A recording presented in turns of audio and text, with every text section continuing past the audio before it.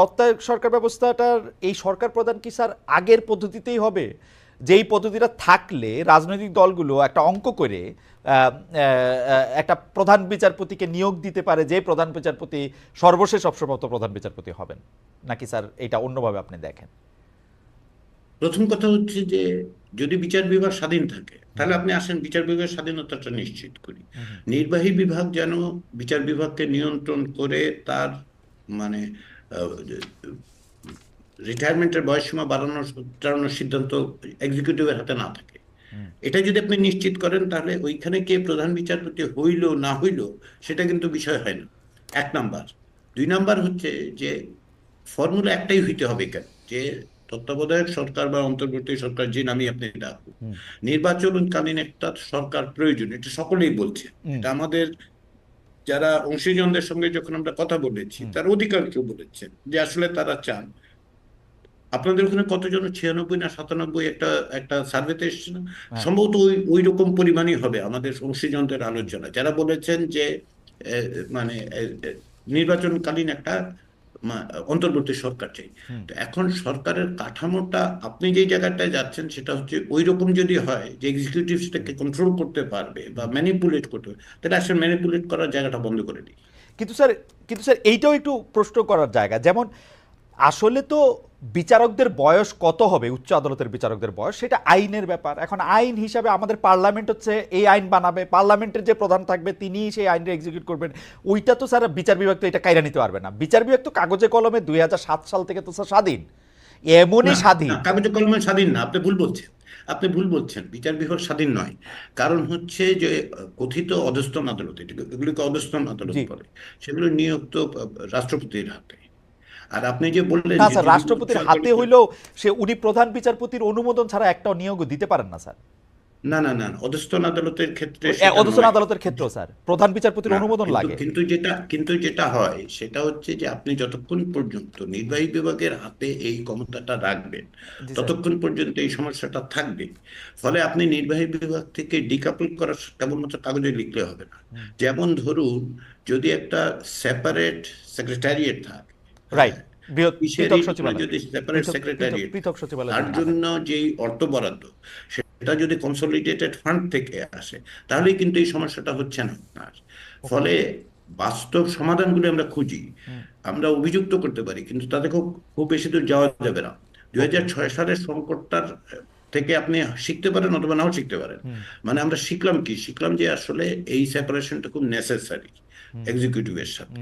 আরেকটা জিনিস শিখলাম কি, সেটা হচ্ছে যে আপনি যদি একটা অন্তর্বর্তী সরকারের ব্যবস্থা করেন, তত্ত্বাবধায়ক সরকার যদি বলতে চান বলুন, তাহলে কি হবে, তাকে এমনভাবে আপনার ব্যবস্থা করতে হবে সাংবিধানিকভাবে যাতে করে কোনো অবস্থাতেই তার উপর তাকে ম্যানিপুলেট করার কোনো জায়গা না থাকে।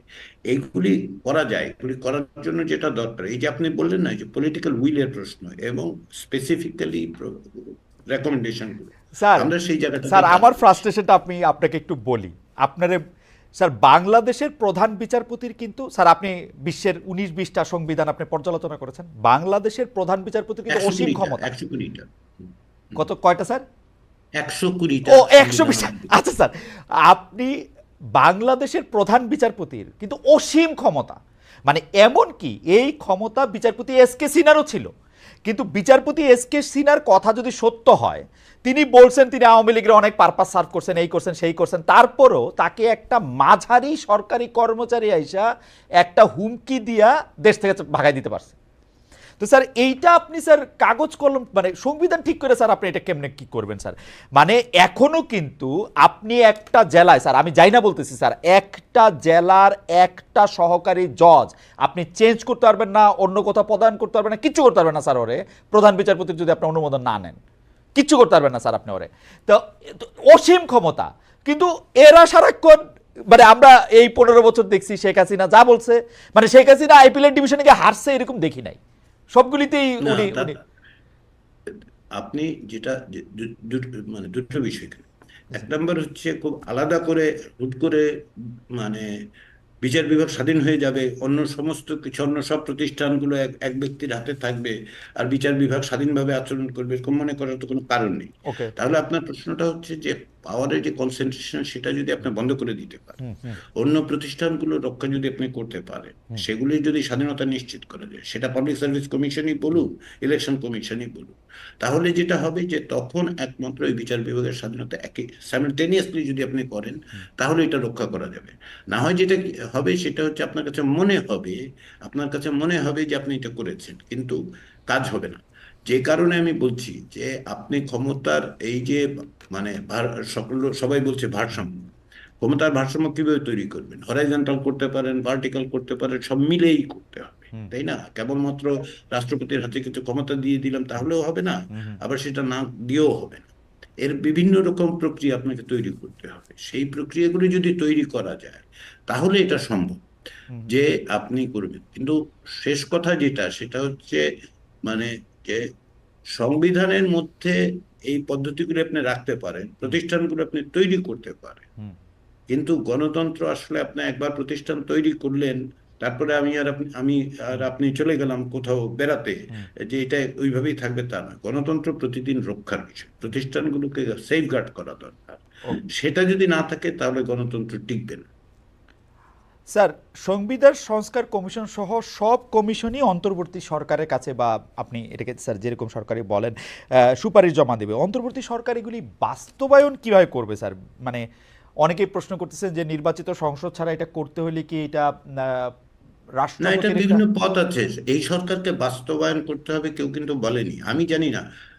অধ্যাপক ইউনূস এই পর্যন্ত বলেছেন বলে আমি শুনি নাই যে তারা বলেছেন যে তিনি বাস্তবায়ন করবেন। ঘটনাটা হচ্ছে যে ধরুন সংবিধানের ক্ষেত্রে আমি যেটা বলতে পারি, সংবিধানে আমরা তো সুপারিশ দেবো, আমরা তো ড্রাফট করছি না, আমরা তো সংবিধান তৈরি করছি না, তাই না? তাহলে কি হচ্ছে, এই পরামর্শগুলো নিয়ে, এই সুপারিশগুলো নিয়ে সরকার, অন্তর্বর্তী সরকার রাজনৈতিক দলগুলোর সাথে আলোচনা করবে, সকল রাজনৈতিক দলের সাথে। এখন রাজনৈতিক দলগুলি যদি বলে আচ্ছা এটা মানবো, এটা মানবো না, সেটা মানবো, সেটা মানবো না, এটা কেন দিলেন না, ফাইন। সেগুলির ভিত্তিতে কি হতে পারে, বিভিন্ন কিছু হতে পারে। এটা হতে পারে যে আচ্ছা যেগুলি আমরা একমত হয়েছি, আসুন সেগুলি যে নিশ্চিতভাবে ভবিষ্যতে সবাই আমরা পালন করব, আমরা একটা চুক্তি করি।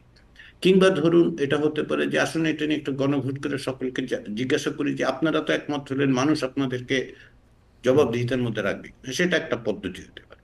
আবার ধরেন যদি রাজনৈতিক দলগুলো এগ্রি করে, তাহলে এমনও হতে পারে যে আপনি একটা কনস্টিটিউয়েন্ট অ্যাসেম্বলি তৈরি করলেন, সেখানেও হতে পারে। ওকে। অথবা ধরুন কনভেনশন করতে পারেন। আচ্ছা। পথ পদ্ধতি অনেক আছে, বিভিন্ন দেশে এগুলো হয়েছে। মানে আ- আমাদের তো রিইনভেন্টিং দ্য হুইল, আমাদের রিইনভেন্ট করার কিছু নাই। আবার রাইট।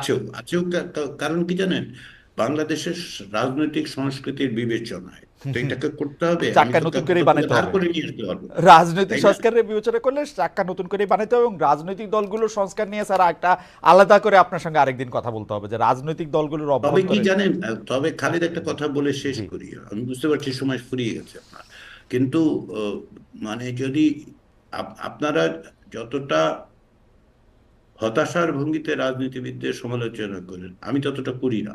জি স্যার। আমি ততটা করি না, কারণ কি জানেন, আপনি যাই কিছু বলেন, যত ইচ্ছা বলুন, শেষ বিচারে রাজনীতিবিদরাই দেশ চালাবেন। এটা রাইট কিন্তু আপনি অস্বীকার করতে পারবেন না। আপনার যে রাজনীতিবিদরা আছে তারাই আপনার রাজনীতিবিদ। স্যার। হুম। স্যার আমার আপনি রাজনীতিবিদ, দেশে আছেন তো, স্যার ম্যাট আমি গেটস যে আপনার একটা সাথে, আমি আপনার সাথে এখানে শতভাগ একমত। আমিও রাজনীতিবিদরা দেশ চালাক সেটা চাই, এবং দেশ চালাতে চালাতে হঠাৎ করে কিছু মানুষ রাজনীতিবিদ না হয়ে উঠুক এটাও চাই। মানে মানে আমার কাছে মনে হয় যে রাজনীতিবিদ হইয়া দেশ না, চালাইতে আসাটা একটা এই ভালো, জায়গায় আপনি দেশ চালাতে পরোক্ষভাবে চালাতে কি রাজনীতিবিদ বললেন হইলে আমি এটা জানি প্রবলেম না। স্যার, পদাধিকার বলে না, রাজনীতিবিদ। না, না, খালিদ, আমি আমি একটু পরোক্ষভাবে কি ইঙ্গিত করলেন আমি জানি না, কিন্তু যেটা আমি বলতে পারি সেটা কি জানেন, হঠাৎ করে মানে একেবারে রাজনীতি ছাড়া কেউ সরকারে চলে এসেছে এমন তো দেখি না। কিছু একটা রাজনীতি তো আছে, কোনো একটা রাজনীতির কারণেই তো এই সরকারটা তৈরি হয়েছে, তাই না? মানে অকস্মাৎ তারা কোথাও থেকে প্লেনে করে এসে নেমে তো সরকার হয় নাই, একটা প্রক্রিয়ার মধ্যে দিয়ে হয়েছে। তার সঙ্গে যারা সংশ্লিষ্ট ছিলেন, তারা কোনো না কোনো ভাবে সংশ্লিষ্ট, প্রত্যেকেই রাজপথে ছিলেন আমি তা বলছি না, কিন্তু যে ডাইনামিক্সটা তৈরি করেছে সেটা তো একটা পলিটিক্স।